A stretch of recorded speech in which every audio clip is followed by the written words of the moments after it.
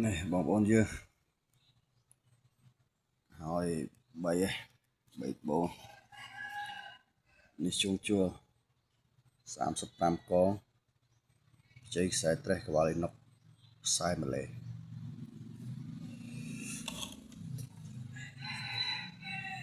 នេះជួងកាត់35កងនឹងគ្នាខ្សែម្លេដូចគ្នាបច្ចេកខ្សែត្រេះ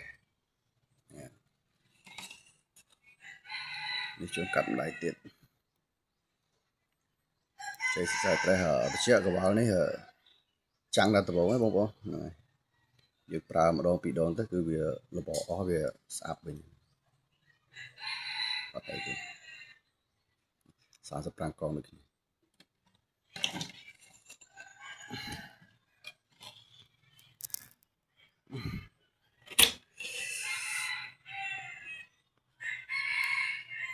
ហើយ3ហើយនៅចុងកាប់មួយទៀត